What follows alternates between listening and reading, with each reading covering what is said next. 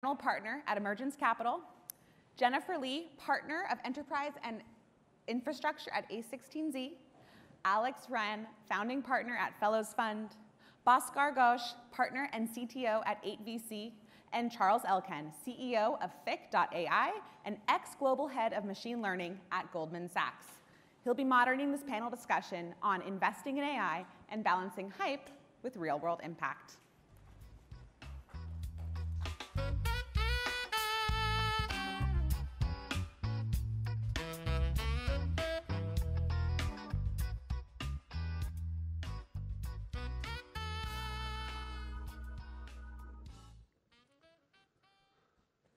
Well, it's a pleasure to be here. I'm really grateful to Alex Wren and Fellows Fund for organizing this, and Zoom and HubSpot for organizing also.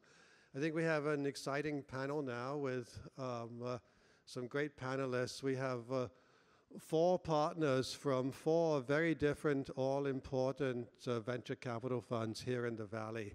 I'll introduce them very briefly, let them introduce themselves a little bit more if they want to, and then we have some questions to dive into, but hopefully the conversation will go in some directions that are interesting, useful to the audience.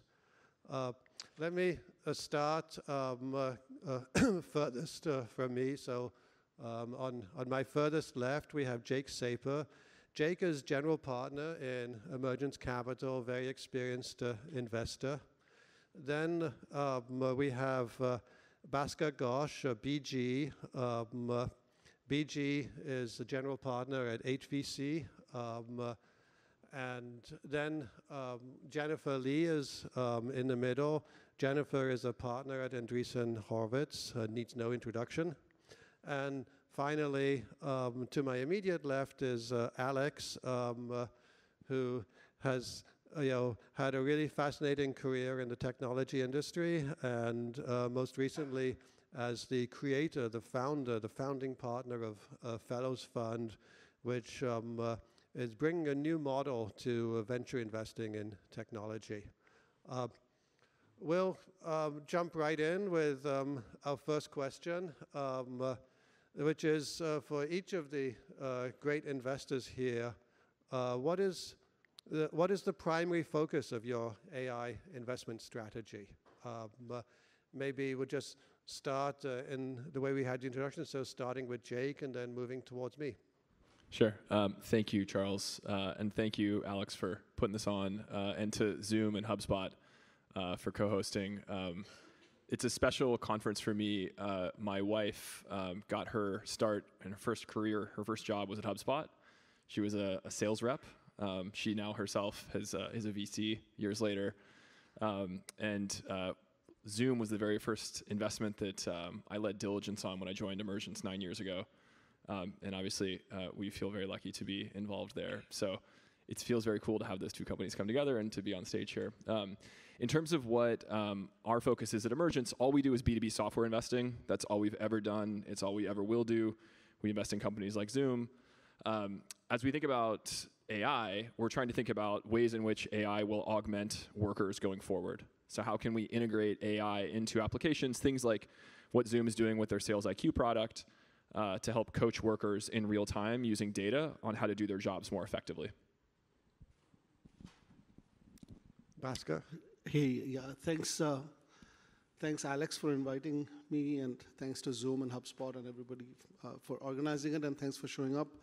This is a kind of a sentimental room for me. Remember doing a lot of organizing talks during our LinkedIn days and Yahoo days in this room, and doing panels here, so thanks for bringing us all back together. I'm a partner at 8VC, which primarily invests in enterprise software, with a very heavy focus on AI, data, and automation. AI, it's not one thesis, but AI pervades almost everything we do. We have done a lot of vertical SaaS investments in, all the way from bio IT to logistics, where AI appears as, automation mechanisms or use of data and AI leads to data moats. I focus much more on the infrastructure and the platforms tier, both data, data, AI, and cloud. And we are interested in AI infrastructure, in the middleware, in the data story, all the plumbing around AI. And increasingly, with the advent of generative AI hitting mainstream, also looking at which departmental applications, whether vertical or horizontal, will be highly accelerated by the advent of foundation models and generative AI. Those are some of the areas we focus on. Great, I'll keep my part brief. So prior to joining Andreessen Horowitz as an investor, I was actually on the product side, building developer tools at AppDynamics, using some of the prior models to detect anomaly detection, and then actually work with one of the earlier panelists, Mahesh, at Solvi, to build conversational AI chatbots in 2017, 2018. So touched transformers back then, had no idea it was going to change the world 5, 6 years later, but now we're here. So since I joined Andreessen, have been very much focused on early stage B2B enterprise and infrastructure, mostly investments, which are basically the foundations that are enabling developers, technical audience to build upon and create experiences in the application layer that includes and enables sort of more intelligent workflow. So anywhere from vector databases to foundation models to even the applications that can help 10x productivity is sort of interest areas for me. And as a firm, we sort of go very broad as where AI applies to biotech, to gaming, to consumer experience, and we're very excited about the future here. Yeah, thank you, Charles. And my name is Alex Chen. So we Fellows Fund. I'm a founding partner of Fellows Fund, and so our fund actually is built by 25 fellows who are leaders in the space and leading different organizations in Google, Facebook, and also on all the top tech companies, including Charles is one of our distinguished fellows. We also have lots of fellows in our audience. So please stand up. Jeff is a CISO at Chime, and Steph, where's Steph? Steph is VP of Roblox. Where's GC Mall? And and also Lee Den, and Lee Den, and Chief AI Officer at OneTech, and the former Chief AI Officer of Citadel, right? So and we have 25 fellows deeply in the space, and we invest into both AI applications and infrastructure. And for applications, we look for the best AI company from each vertical: accounting, insurance, healthcare, pharmaceuticals, enterprise. All of the sectors are looking for the best AI company, right? So we already invested in lots of them recently. Yeah. So that's my introduction. Yeah. Well, thank you, Alex, and everyone. I think now that we know what people's backgrounds and interests are in investing, we can move on to the first question, which we prepared for this panel. So many companies are now building APIs to make generative AI available, and then many companies are building applications on top of these AIs. So then a natural question for investors, but also for founders, of course, is what are the potential moats? If you're building an application on top of APIs, what are your moats for that application? And then conversely, if you're building APIs and you have other companies building APIs also, what are the moats for your API? I'm happy to start with this one. So if you think about application layer software investing now, everyone has access to the great technology Anthropic's providing, OpenAI, Cohere, all these foundational models. So if you're building with this technology, the question becomes obviously what is defensible, what's durable? The way we thought about this at Emergence is thinking about it using Clay Christensen's job to be done framework, which is to say, what is the job that you are trying to do with this technology? And then zooming out and starting by asking yourself the question, what portion of that job to be done could be done by going directly to the LLM? And if the answer is the majority of that job to be done could be done by going straight to ChatGPT or to any of these other services, then it's unlikely you've built something that's durable and defensible. But the reality is many, if not most, jobs to be done within the enterprise require so much more stuff than just the model. And I think we've lost sight of that with the hysteria that's taken place around generative AI. But if you're building, if you're doing legal contracting, and you've got a model that can help you edit your contract using AI, that's really valuable. But to actually do the job to be done of all legal contracting, you've got to build something that allows you to edit text well. You've got to build something that allows you to get permissions to do certain things. You've got to get some sharing, collaboration functionality. You've got to get approvals. Ultimately, you have to have some sort of signature tool. There's a bunch of like boring SaaS scaffolding that we find really exciting and find important that is required to build something that's more defensible. So we've lost sight a bit around the core, the LLMs and of the broader kind of SaaS suite that's necessary. So step one in terms of defensibility is basic broader workflow to help get a job done. And there's no easy shortcuts to doing that well, so it's building great software the way it always has been. And step two is, once you have that workflow and you've got people actually operating in that software over time, it's gathering the business outcomes data from that workflow. People have talked a lot about data and proprietary data in the context of generative AI. Our belief is that the most valuable proprietary data in generative AI will be business outcomes data. So if you're doing a legal contract, it's not all the contracting data that goes into it that's necessarily proprietary. It's what happens with that workflow. So how quickly did that contract close when you use a certain type of clause that may be generative AI enabled? Using that business outcomes data to create a closed loop, improve your model, and make better recommendations going forward, we think ultimately will be kind of the long-term defensibility. I very much agree with Jake's framework, and from an infrastructure point of view, the infrastructure that applications are built on were never, or as much of a differentiation for the application itself, like which database you're using under the hood, as long as it provides experience and guarantees that the users demand and have the integrations and the hooks and knobs that the users are expecting to, complete this job to be done or workflow is actually what matters to really improve whether it's a business user's workflow, whether it's a automation, or even for consumer, like that's where the application value really accrues. So I know the challenge of the question is like, with all the hackathons these days just built on top of OpenAI's API, there's a product ready the next day to use. It seems the barrier is a lot lower, which I think is the most exciting part for what these API models are bringing. It's the repetition of improvements on the user experience on the application layer can be so much faster, and we can create so many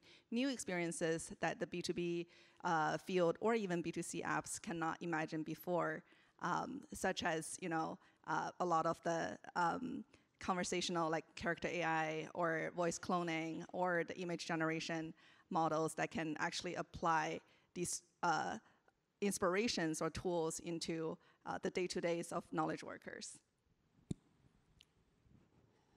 Should I add something, or we should move on? I think Jennifer and Jake did an amazing job on the application and workflow tier. In that tier, what is fairly clear is large enterprises, which have pretty good corpuses of customer data, probably text and unstructured, will benefit. So you can do a lot more stuff there, whether it's extraction, Q&A. What will a startup do there? Not yet clear. But if you take an example like the last 7 days, I just happened to talk to people from ServiceNow, Zendesk, Salesforce. And if you go and look at what's happening in, they have the source of truth stuff, then they have a lot of workflow stuff on top. So the workflow part and no-code, low-code part of these companies' products is extremely important. So what needs to happen there? Well, using LLMs, you can actually probably generate these workflows more easily. You can probably QA them with a little bit of human in the loop. So individually, I think those large companies will benefit. Now, can a startup go in and build plumbing for that? That's a good question to ask, because that could be a moat. I think we at 8VC are interested in the app tier moat. Legal is a very important area. Is marketing, copy, and email going to be an important area? I don't know. I'm not sure there are a bunch of hot companies there. Don't know. My colleagues who are sitting here might disagree with me. We are more interested in what we call the orchestration and the infra tier. Is there going to be a new class of databases built? Is data ingestion, formatting, adapter an important problem? Is prompt engineering a specific bespoke problem or a general problem? Can you build plumbing for that? Are there other stuff that you have to build in, which we may not get into around regulations and privacy in this plumbing? I think there's a bunch of rich areas which are going to come up in the plumbing area. At least at 8VC, we are hyper interested in it. We haven't invested yet, but we are looking into it. But in the app tier, coming back to it, builders and investors have to be very judicious about what sector you go into. if you want to build a moat in the app tier on workflows, where you probably have a lot of first-party data. Yeah, I agree with you three, and I just little and it depends on if you're gonna build your company based on the infrastructure or applications. So like the definition of moats is really confusing because if you look from a technical point of view, if you are using API, it sounds like you don't have a barrier. But the real, so like our fund, the number one company we want to invest is actually company who are the founders are the best business builders. You are able to achieve the product market fit as soon as possible. So in terms of product market fit, so that means you are using OpenAI or Anthropic API quickly, and you have domain knowledge, you are understanding the product and the problem. So then they build your product quickly and have traction and paid customers, right? So then you don't need to train your model at day one. So you can use API, right? So definitely for sure. And if you're infrastructure companies, then you need to have your data, you have technology. So it's a different situation. So that's what I mean. It's like because of ChatGPT or those things, and you probably need to hire less people, use API, and build AI into your product and deliver that to your customers. That's my number one suggestion to the founders who are building AI application companies. Yeah. Thank you. I think our next question, actually, all of you have touched upon it already in one way or the other. So maybe your answers will be short, or maybe you have a lot more to add. The question is, what is an effective data strategy for AI startups? You've all mentioned the importance of data, how large organizations often have proprietary data, but most startups likely don't already have proprietary data. So what is an effective data strategy for AI startups? Well, you can start with workflow, right? You can create proprietary data by having a workflow product. You don't necessarily need to start. There's a cold start problem for anyone that doesn't have data. You can start that by building a workflow product and gathering data and tying that to outcomes. There are creative BD deals I'm seeing going on right now for startups, where startups will approach legacy companies and try to do a deal with them to get access to their data. There could be some sort of investment that takes place. There could be some sort of rev share. There could be some sort of IP share, which is really dangerous. But there are lots of ways that startups can get access to proprietary data. But I do think that there's an over focus on that at the startup stage, right? To me, that was a mistake I think that was made. Like if there's one, if you were to ask me what, and maybe this was a good question for the panel. Maybe I'll ask other people too. I'm just thinking about it out in the spirit of co-moderating. One thing I've changed my mind on with respect to AI today versus if we were doing this conversation 4 years ago, it's the criticality of proprietary data up front. And what I mean by that is, I did not believe that it was possible to build a generalist model that was so accurate around solving specific problems. Like if you told me 4 years ago that a generalist LLM, and I wouldn't have known what an LLM is at that point, but go for it. If you had told me that an LLM at that point could solve pass the bar, get a medical license, et cetera, I wouldn't have believed you because I thought you'd need to build more domain-specific stuff. And the reality is, a lot of these generalist models are so good now that you don't necessarily need a ton of proprietary data to get started. So you can get started with a general model. You can build a workflow tool that gathers more specific data, and then you can build your own model with proprietary data you gather over time. You can fine-tune the existing model, et cetera. But you have more options than you did 4 years ago. It's a very interesting comparison from 4 years ago, because I remember when I was at this startup, the pitch was always, we have proprietary customer service data, so we can train a better model than others. But actually, in the generative sense, again, the floor is a lot lower. You don't have to start with having to gather a bunch of tickets, a lot of call notes. The generative model capability is pretty good. It's more, where do you target it towards? How do you fine-tune or prompt-tune the model itself to serve this special purpose? I'll give you a couple examples that I was very impressed by, like using a generative model to create very bespoke experience. Like there are a lot of designer tools trying to go after Adobe. I'm going to rethink what is a designer experience when you can generate a lot of the graphics or photos. But there is this one company really focused on just texture generation, because that is the component needed for a lot of game design, needed for a lot of product Photoshop. That becomes a component you can actually fine-tune and build a lot of value as, again, a component to a larger ecosystem. And that's where a startup can actually shine by cleaning and gathering a lot of this unique, like purposeful data to really fine-tune their own model to be very good at generating all kinds of textures, as well as enlarging textures to be infinite size to fill a screen, fill a billboard, fill like a slide deck or whatever. But that's actually where I see a lot of the current data strategy being applied to startups, as not having to gather the enormous amount of proprietary data, but actually be very purposeful thinking about what's the data that's going to contribute to this flywheel or propelled value. Nothing to add. I'm not an expert in the subject, so I won't fall on my face. I won't say much. I would say startups trying to build amazingly deep new models is probably a hard business model. You have to spend a lot of money up front. The rest of it, I think Jennifer and Jake harped. I mean, I think the thing that I'm surprised by, I'm an old machine learning and data guy, is how little extra, how good the models are already, and how little incremental value might be added by additional data. So I think, my mind goes back to plumbing a lot. Like, if you're going to go work with first-party data with customers, what can you solve that they can't? Right? Ultimately, you'll use the customer's data, but how do you add a delta of value that is so high in the upside for their product management? I think I haven't made up my mind as to what will happen. I think so. Don't want to make any pronouncements, but I keep going back to how will human in the loop work in that context? How will data cleansing happen in that context? So a lot of it, I think, comes back to not just how much data you get extra, but what you actually do with it. And is there enough plumbing around it that you can do things quickly? So pretty boring answer. The quality matters. Thank you for the answers. And I think the theme of this panel is investing in AI. So let me continue with another question about the environment for investment.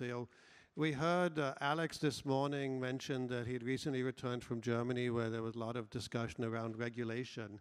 And I personally am in New York and in the financial industry, where regulation, governance, compliance is almost the first thing people think of when they think about almost any new technology. So my question for the panel, and LLMs are so capable already, as we just heard, and a lot of research around safety for LLMs. But will governance and regulation be opportunities for startups? Will they be obstacles for startups? And especially around privacy, but not only around privacy. So how do you think about compliance, regulation, governance? I'm happy to start. So I view that as good. And so most of us saw Sam Altman on Capitol Hill last week asking to be regulated. It was an important moment in the history of tech, as we sit here in the History of Tech Museum. But I think it's important not just for the macro. And as you pointed out, we're sitting in the app tier and the hardware tier is below us. Yes. Literally. Yes. If you have been to this museum before. That was an amazing point made by Jake when we were prepping. Thank you. Back to you, Jake. Yeah. Thank you. But the reality is the regulatory element or the compliance element to this is important not just for the sake of humanity. Obviously, that's the most important thing. But also just in a much more narrow sense in terms of getting the thing you're building sold successfully. I think that we are in danger without more compliance around this stuff of having an FTX moment in generative AI. And what I mean by that is there is likely to be some sort of big blow up where some enterprise was using some model and didn't put proper guardrails around it and something really bad happened. Some data was leaked, some financial transaction took place that shouldn't, et cetera. And it won't because the fundamental technology is bad. It's that oversight wasn't there, which is arguably the same thing that happened in the FTX situation. So without better guardrails, this industry is not going to have success in terms of taking off. Enterprises just will stop buying, right? A bad thing will happen to some famous thing. Most of us heard a few weeks ago 3 Samsung employees went from a very confidential meeting, took those notes, dumped them into ChatGPT to get them summarized, and then all of a sudden Microsoft had those notes. So that scared a lot of enterprises from purchasing more stuff, and they're starting to ask more questions. There will be a much bigger blow up, and that will cause even more concern around enterprises. And so my belief is that this compliance stuff ultimately is not going to be driven necessarily by the government. I think it's going to be more likely to be driven by businesses saying, I need you to be compliant before I buy your thing. Yeah, Jake, we were talking about it before. I would say there are hard questions for humanity and government which are ahead of us, which I don't feel equipped to dive into in this panel, about when you have enough automation, how will jobs be created, what will happen to society. Those are important things that need to be dived into, but not for me right now. I would say what we already see in the context of compliance and governance in B2B is already a very important thing. Privacy is a subset of that. But you can think of it as industrial privacy. If you're building a product inside and you're calling these, you're calling any of the APIs, what data is passing to outside your prem to a different VPC? Very important to have guardrails around it, number one. Number two, you are building a model yourself and you're ingesting third-party and open data. How do you make sure that you've provably not taken copyrighted data and built your model? And if you find out that you have done it, how do you roll back your model? These are very hard problems, not just process-wise, technically. Third is, if you want to build data as a service, business data, look at why Snowflake Marketplace is taking off. Because data as a service, as a business model, is thriving on top of the warehouse. Assume that the data that you're selling to your customers has a blend of first, second, and third-party data. How are you making sure that you are absolutely legally compliant? The question around all the programming websites that people were, all the Hacker News and other stuff will come up there. And the B2B side of compliance and regulation is already rich and important and very much a blocker for large companies. Can smaller companies who are building those workflows or helping in PII, helping in workflows and plumbing, I come back to the word plumbing, can they go in and do something? We have a suspicion they can. We feel at 8BC that there is some opportunity there. If you can articulate the B2B problems well enough. Anyway, over to you. This was my favorite topic, so I'm glad you asked. Yeah. But go, Alex and Jennifer. So I just add a little bit. So I think the issue is really, in the long term, I think regulation is good.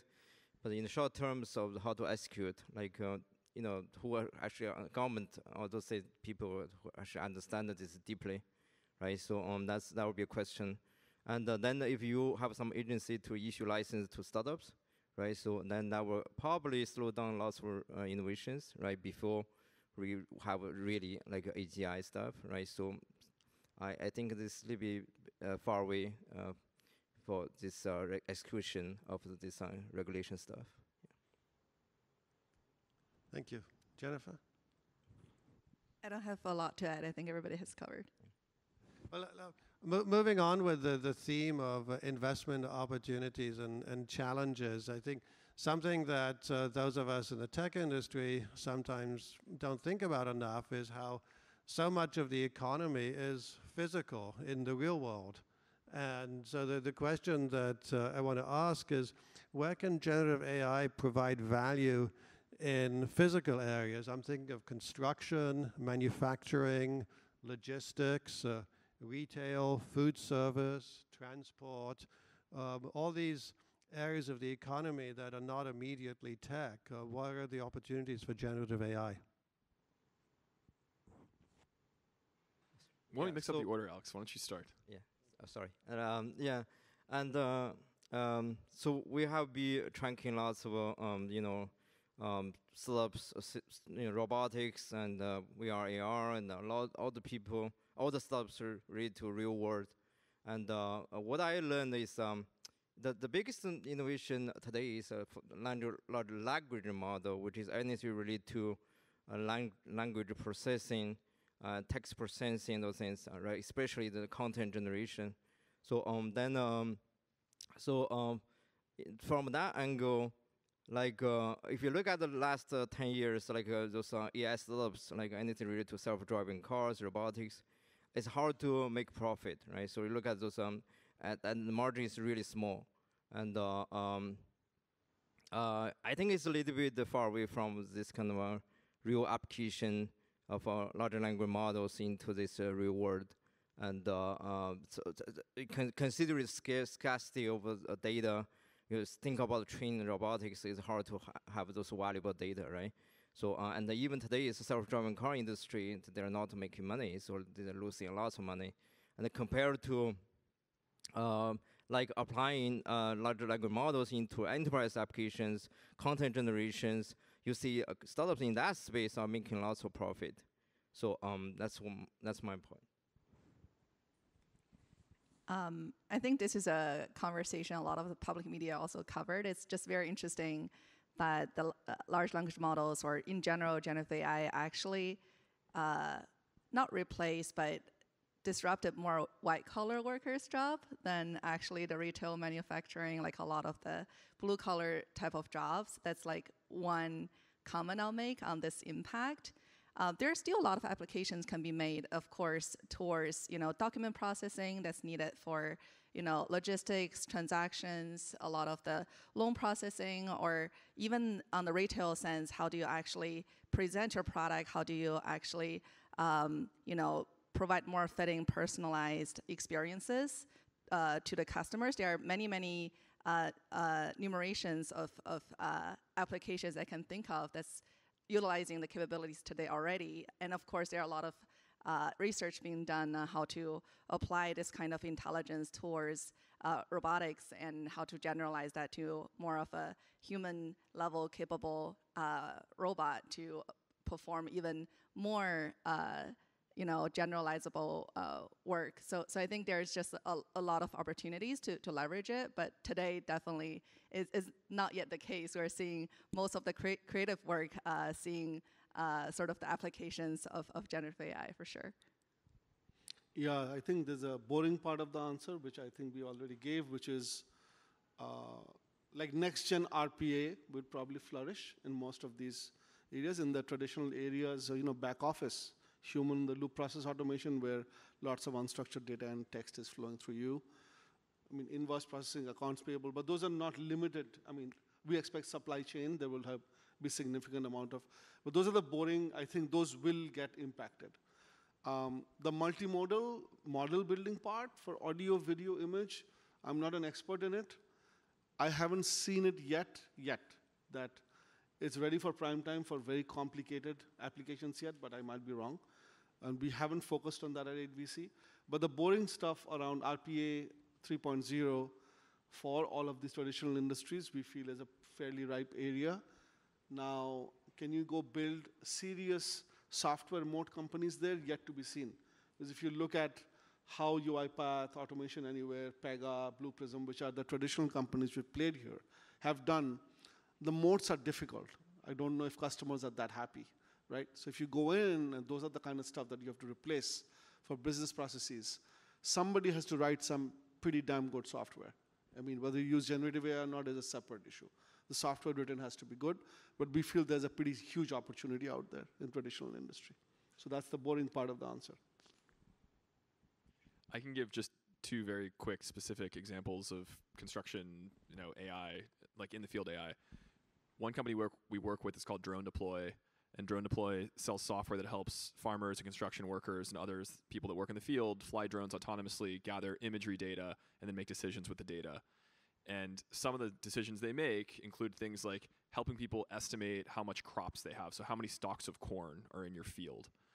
They help construction sites identify when there's variance between what was supposed to be built and what was actually built. And that has gotten so much better over the past 6 months as they've integrated some of these diffusion models. So it's been really cool to see that take place. We work with another company called Drishti, which uses computer vision in manufacturing to help workers understand how to assemble the thing they're trying to assemble more effectively. And it's also been super cool to see the impact of some of these models on the work there. So I do think there will be real world impact as I read the title of our panel. Well, yeah, thank you, Jake. I think it's really great to hear these concrete examples of new technology improving productivity in the real world, which will benefit all of us in society. One phrase that other panelists just used just now is content generation more than once, and then of course the distinction between blue collar and white collar work. And maybe my next question is going to be a little bit provocative. One could argue that at least a significant amount of white collar work is more zero sum, even an arms race, and not actually improving productivity in the whole economy. I'll be very concrete. Supposing you're Home Depot and you're Lowe's and you're sending a lot of advertising email to your customers, and content generation can improve the quantity and the quality of that advertising, but is it an arms race? Is it zero sum? Is there so where are content generation and quantity and quality of content going to really increase productivity as opposed to be zero sum?